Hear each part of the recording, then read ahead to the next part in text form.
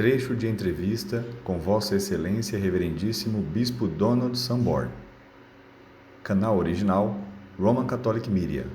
Tradução e legenda www.missacatolica.com.br. Pergunta: por que o Senhor volta sempre ao assunto da missa unacum?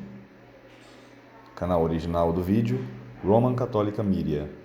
Tradução e legenda www.missacatolica.com.br. Apoie nosso primeiro documentário. A Santa Igreja Católica nunca errou, nem errará jamais. Mais informações www.missacatolica.com.br. E-mail missacatolica@protonmail.com.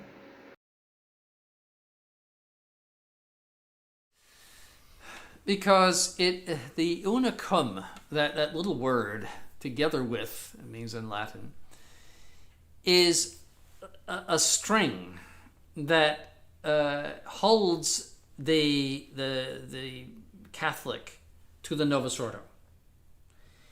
That presence of Bergoglio in the Catholic Mass as Pope, say Papa Nostro, that's key, is a string that holds the Catholic to the Bergoglio.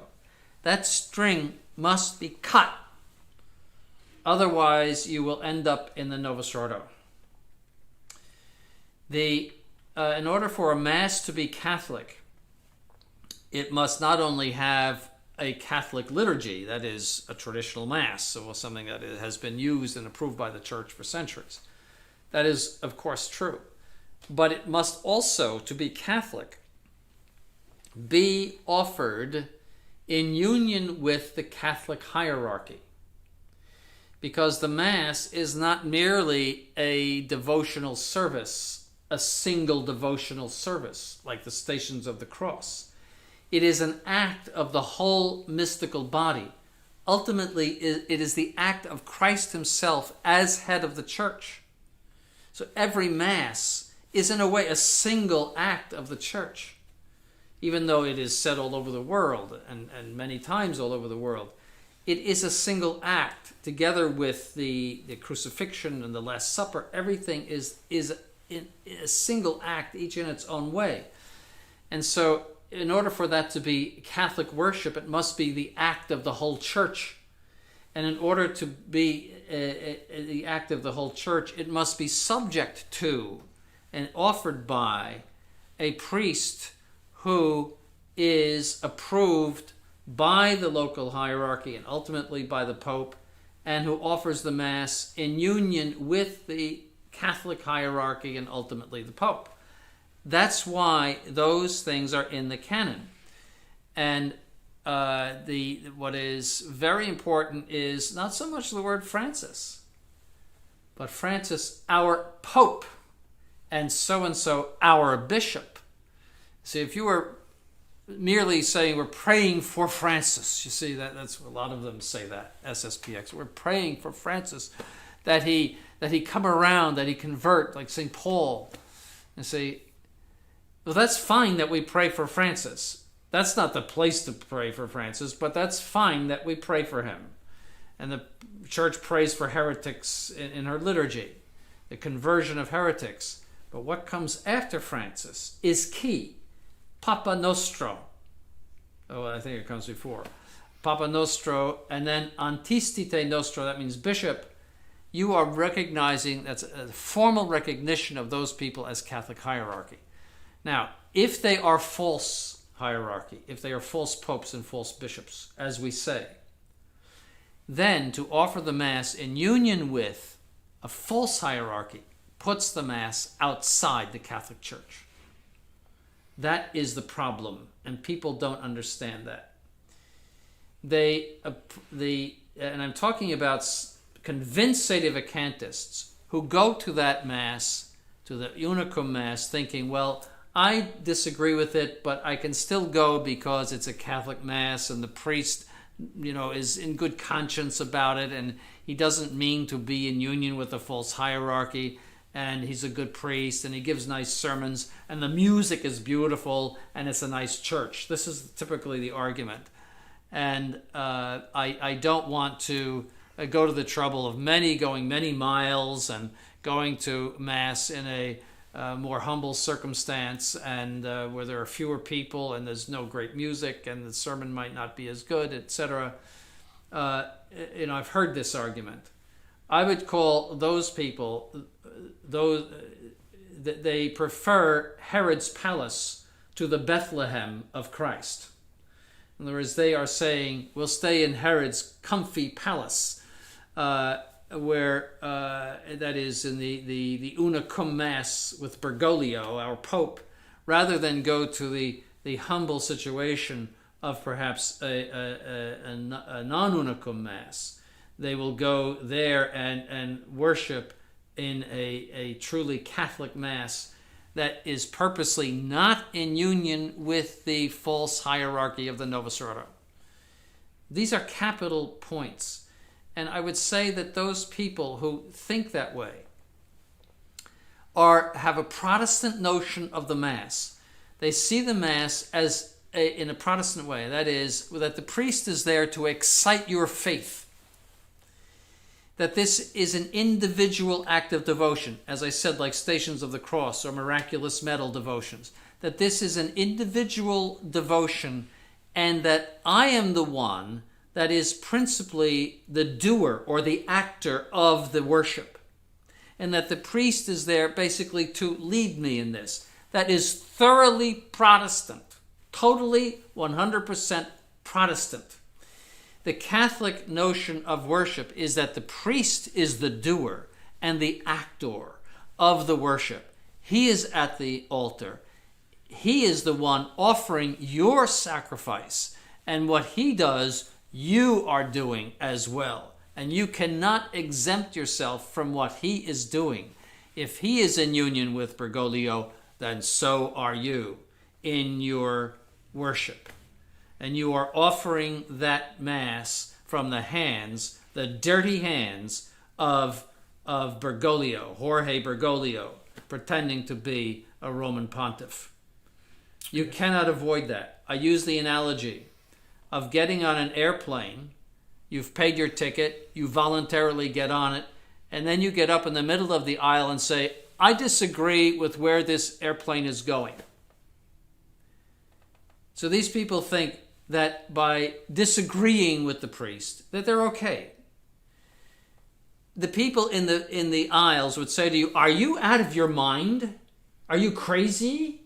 You paid your ticket, you got on voluntarily, and now you say you don't want to go where this airplane is going? Are you some sort of a nut? It's absurd. Why? Because all of those people on the airplane are bound to what the pilot is doing. They are doing what he is doing. If he flies someplace, they are willing to fly to that place. You can't get on the airplane voluntarily and at the same time dissent from what the pilot is going to do. See, so the same thing is true of worship. You cannot get into the pew and actively participate in an unicum Mass and say, well, I'm not unicum. It's impossible. In the mind, that's impossible. You're assenting and dissenting at the same time. It's impossible to do those two things. So, but if you have a Protestant mentality, you can say, well, it doesn't matter what he's doing. He's exciting my faith. And, Bishop Williamson said this. There was a woman, a famous speech that he gave in Connecticut a few years ago. A woman said, I can't, for some reason, always get to the traditional Mass, and can I go to the new Mass? And he said, whatever nurtures your faith, whatever nourishes your faith. And he told her that she could, as long as she would not be scandalized and, and so forth, a few conditions. But whatever nourishes your faith, that is thoroughly 100% Protestant. The nourishing of the faith by the Mass is secondary and accidental to the action of the Mass. Yes, naturally, any Catholic Mass is going to nourish the faith, but that is secondary and accidental to the action of the Mass. But if you put that in first place, then you could go to a Buddhist monastery if that nourishes your faith. I mean, you could do anything. And you see, that's what the Protestant says, that the altar is in my heart. The altar is not up at the front of the church. The altar is in my heart, and all of the ceremonies of his service are meant to excite his heart. See, it's Protestant. And I have noticed maybe the problem on the part of the lay people is that they do not understand the difference between something which is subjectively correct and something that is objectively wrong or correct. And they say, if the mass is valid and the priest means well, there's a subjective intention of the priest, I can go to that mass no matter how it's off, no matter if it is una cum or not. So again, the subjective intentions of the priest plus the validity of the rite. Yes, that's the only thing that they consider. Yes. We live in an age of subjectivism, and people should understand that things become justified if you think it's okay. That there's no objective morality, and there's no objective truth. This came about in the late 18th century with Immanuel Kant, that the mind is not subject to the object outside, but you make reality your own by massaging what your experience. You have an experience, and it becomes real for you. You see, that's Immanuel Kant, and ever since, philosophy and the general mentality of the population, even if they don't know a word of philosophy, is subjectivism. That if it's all right for me, if I think it's okay, then fine. And you see this in the abandonment of the natural law. See, natural law is very objective. There's nature, and we have to obey nature, otherwise we sin. Well, if I have different feelings and so forth, and this is the way God made me, so this is the stupid things that they say. It's all right, you see, and I'm okay with it, and so Catholics are infected by that too, and it's just false. The mind is made to know what's outside, and our minds are subject to. That's why it's called the subject to the object, which informs our minds, and we are bound to the objective reality that is outside of us.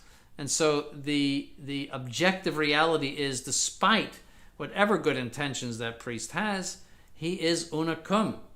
He is offering that mass in union with a false hierarchy, because you could justify anything by good intentions if you follow that. If I murder somebody because God told me to do it. You see, there's a lot of people that do that, that they think God has told them to go murder someone. Well, they did so in good intention. They thought they were following God's orders. That may excuse them because of insanity or some other reason of excuse, but that does not justify it. You see, that's a very important point. Yes, another problem, Your Excellency, is that there are many sede vacantis priests that believe that it is permissible to attend the una cum mass, and they even tell the faithful to go if they don't have any other place to go to mass. Yes, that's for two reasons. One, for the reasons that I said already, but also because they are opinionists, and they're saying that whether he is the Pope or not is a matter of opinion. It's something that is discussed by theologians. You could go either way on it. It does not matter. It does not affect us. If you're not in agreement with the priest, it doesn't matter, because it's an open question. And the reason why they are opinionists is that they are not seeing the reason why we are doing what we're doing. The reason why we have set up an apostolate against the Novus Ordo is not because we are convinced that the man who claims to be the Pope in Rome is a heretic. Now, just let me give you this scenario. Suppose nothing ever changed in our parishes, but there was somebody in Rome who was like Bergoglio, saying crazy things. Well, you could still go to Mass in your parish. It would be up to the church to move against him and to do whatever is necessary to stifle him or take him out of the papacy.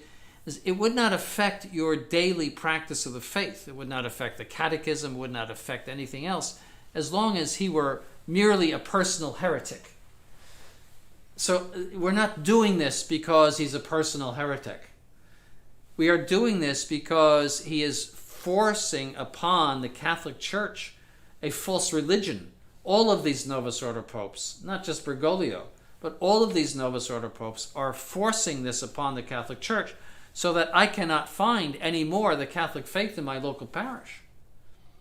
If that is true, and it is true, and your presence at a traditional mass, an unauthorized traditional mass, like our own, or unauthorized by the Novus Ordo, like our own, or SSPX, or practically anybody else, if you're there, you're saying implicitly that the Novus Ordo is a false religion. If it were not a false religion, you would be in it. We should all be in it, if it is true Catholicism.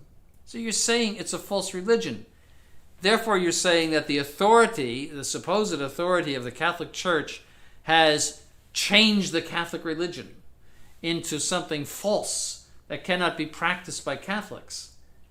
If that is true, then the Catholic Church has defected.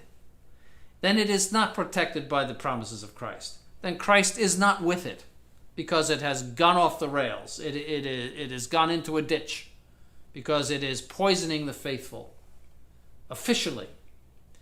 Because that is contrary to faith, we must work back and say, well, then it is impossible that that be the authority of the Church. And so this is not a matter of opinion. This is an absolute certitude demanded by faith itself to say that these people are not the authority of the Church. Otherwise, we become logically bound to deny the indefectibility of the Church.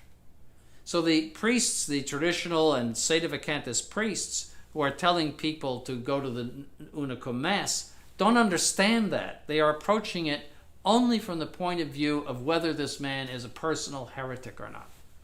And they're opinionists, so there is a matter of opinion. The Pope issue is a matter of opinion. It is not a matter of opinion. It is an absolute condition of our Catholicism that not only that we profess the Catholic faith, but also that we be subject to the Catholic hierarchy. And to be subject to the Catholic hierarchy means that we cannot be subject to a false hierarchy. So this concerns not some mere little problem of theological, speculation. This concerns our Roman Catholicism, our fidelity to the Catholic Church. And so it is not something that we can go either way on and be open about. So the priests that accept and even allow the faithful to go to the Unicum Mass, and also the faithful themselves that go to the Unicum Mass, they are actually being scandalous. It's a serious scandal to the faith. Yes, that's another aspect about it. Let's say I'm a sedevacantist, but the only Mass that I feel is available to me is an Unicum Mass. When you walk in there and actively participate, not as if you're just going for a funeral or a wedding, where you sit in the back, but actively participate as your worship of God, you are making the statement to any reasonable person that you are unicum, and that you agree with the idea of recognize and resist, which is a pernicious doctrine that is contrary to Catholic faith and practice. And that is the whole principle that SSPX works on, that we are able to flout the laws of the Novus Ordo, to completely ignore them, to act as if they don't exist, to do whatever we please, but at the same time say, we are submitted to the Pope because we recognize him, we have his picture up, we put his name in the canon. That's just a sham of recognition of the Pope. That's a sham. It's phony. And you are giving consent to that by walking in and actively participating in that. You are also seriously scandalizing your children and your family by doing that, because they are going to grow up confused. They are going to see the hypocrisy of it as they get older. Children see clearly hypocrisy. They don't make all of the subtle distinctions that adults sometimes make in order to justify their immorality. They see things clearly. They will. What you're doing is sending a message to them that you can act against your conscience, and that is very serious, very, very serious. And I think you will be judged for that. All right, Your Excellency, one more question about this. Basically, a message. Which message do you have for those who do not have a mass that is not una cum to go to? So, what do you think? Do you say to them? I would say a number of things. Make every effort possible to go to the non-una cum mass, even if it's only a few times a year. They might have to travel a long way in order to find one. So at least they could do that. They should avoid absolutely the una cum mass. They could move if possible. I know that's not possible for a lot of people, but they move to centers where they can practice their faith. I always say to people, if the water dried up where you live, wouldn't you move away? Wouldn't you go into a place where there is water? And of course the answer is yes. Well, the Catholic Mass and the Catholic faith is far more important than the water that you drink, because your body is going to die, but your soul will go on forever, and you need the water of the true Mass, the true sacraments, true doctrine, etc. And a Mass and an apostolate and priests who are Bergoglio free, and not some organization that is looking toward approval, looking constantly for approval from the Novus Ordo. So that's what I and if all else fails, well, now we are streaming our Catholic Mass. The beauty of God's mercy is that you can obtain the same graces by desire if you have an obstacle to the fact. In other words, if you cannot get to Mass, the desire to go to Mass, people make spiritual communions. That this desire is a substitute in God's eyes for the graces that you would receive by being there physically. Because it's not like the Old Testament, which was all physical. It's the religion. The New Testament is the religion of the Spirit, and St. Paul is very clear about that. And so that's why there is something called baptism of desire. If you have an obstacle to baptism of water for whatever reason, the will to live by God's laws and to know God as He is, and to is an implicit will to receive baptism. And so, by attending the Mass online, I would say that God would grant you all the graces that He would grant you if you were physically there. See, so I think you should profit from modern technology and do that. It's very easy. And there are many masses, not only our own, but many masses that you could look at.